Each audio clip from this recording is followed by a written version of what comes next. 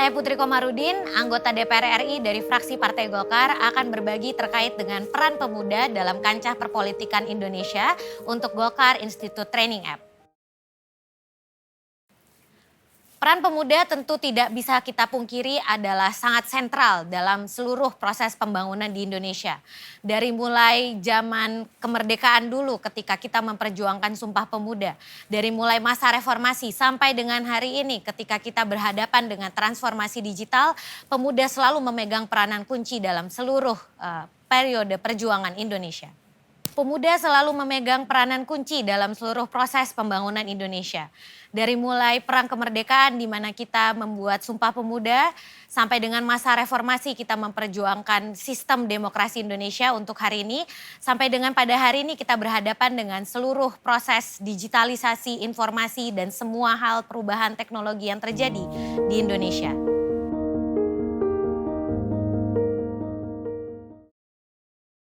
Tumbuh besar di keluarga politik membuat saya terbiasa untuk menjadi bagian dari pengabdian masyarakat. Ayah saya menjabat sebagai anggota DPR RI selama 5 periode sejak tahun 97 sampai dengan kemarin tahun 2019. Dan beliau mengabdi di daerah pemilihan Kabupaten Bekasi, Karawang, dan Purwakarta yang sekarang memang menjadi daerah pemilihan saya juga. Dan merupakan tempat yang sangat dekat dengan diri saya, karena kampung halaman saya ada di Kabupaten Purwakarta. Jadi selama beliau mengabdikan dirinya, beliau selalu mengajak anak-anaknya untuk menjadi bagian dari perjuangannya. Dan itulah yang akhirnya menginspirasi saya untuk masuk ke dunia politik dan melanjutkan semua perjuangan yang telah beliau lakukan sampai dengan hari ini. Akhirnya SMA mendapatkan kesempatan untuk bersekolah di Singapura. Dan di situ saya aktif untuk bergabung dalam Perhimpunan Pelajar Indonesia di Singapura, melakukan penyuluhan untuk tenaga kerja Indonesia yang terkena domestic abuse di sana. Dan disitulah saya merasakan manfaat paling besar dari pengabdian untuk masyarakat, yaitu bisa bermanfaat untuk masyarakat yang mungkin tidak kita bisa temui kalau kita tidak aktif di situ.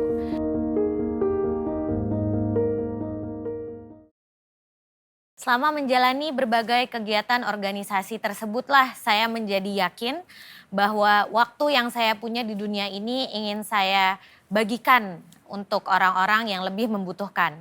Makanya ketika saya lulus berkuliah di Australia, saya langsung kembali ke Indonesia dan langsung mendaftarkan diri untuk menjadi pengabdi negara, pengabdi pemerintah, untuk bekerja di Otoritas Jasa Keuangan, sebuah lembaga pemerintah yang menjadi regulator di industri jasa keuangan. Dan karir di sanalah 3 tahun mengabdikan diri untuk masyarakat Indonesia di sana, yang membuat saya menjadi lebih sadar bahwa peraturan di Indonesia masih sangat rendah dalam hal literasi keuangannya, dan juga inklusi keuangan untuk masyarakat. Akhirnya banyak masyarakat yang menjadi korban rentenir dan lain-lainnya. Dan membutuhkan regulasi dalam tingkatan yang lebih tinggi lagi, yaitu dalam hal undang-undang yang tentunya hanya bisa dilakukan apabila saya berkecimpung di dunia politik dan menjadi bagian dari wakil rakyat yang bertugas menjadi seorang legislator yang membuat kebijakan yang terkait.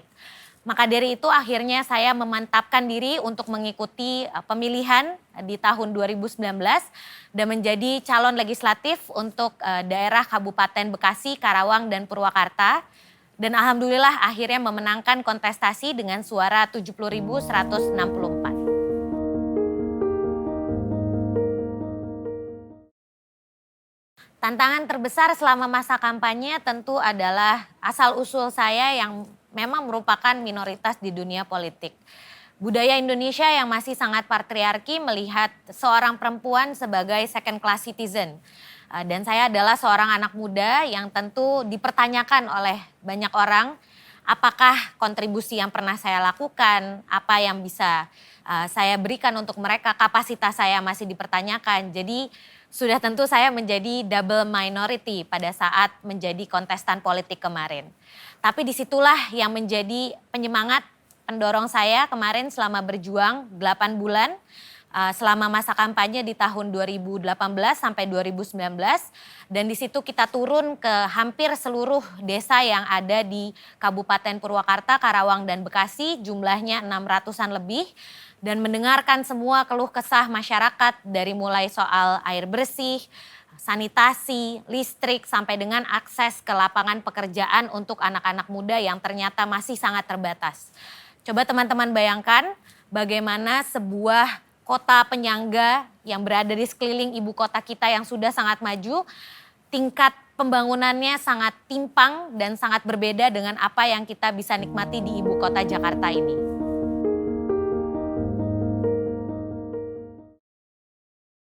Menjadi bagian dari sebuah komisi yang isinya semuanya senior, membuat saya lebih terdorong untuk bisa memberikan yang terbaik. Menjadi satu-satunya anggota DPR RI perempuan dari fraksi Partai Golkar dengan usia yang masih relatif muda di Komisi 11 membuat saya ingin terus belajar dan juga meningkatkan kapasitas selama menjadi anggota Komisi 11 tersebut.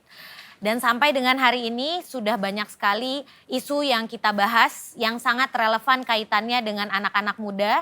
Misalnya 2 undang-undang yang baru saja kemarin kita sahkan di paripurna, yaitu Undang-Undang Perpajakan dan juga Undang-Undang Hubungan Keuangan Pusat Daerah yang bertanggung jawab untuk meningkatkan lagi kualitas otonomi daerah di Indonesia. Dan di situ kita memasukkan isu-isu yang selama ini menjadi perhatian dan juga concern anak muda, misalnya isu lingkungan yang kita implementasikan menjadi pajak karbon, di mana perusahaan di Indonesia tidak bertanggung jawab untuk pencemaran yang mereka sudah lakukan sampai dengan hari ini. Dan juga Undang-Undang Hubungan Keuangan Pusat Daerah di mana kita memastikan bahwa dana bagi hasil yang ada bisa lebih memeratakan lagi pembangunan yang ada di Indonesia. Saya sangat bersyukur karena menjadi bagian dari Partai Golkar yang sangat demokratis dan membuat meritokrasi menjadi dasar dari pemilihan kader dan juga penugasan kadernya.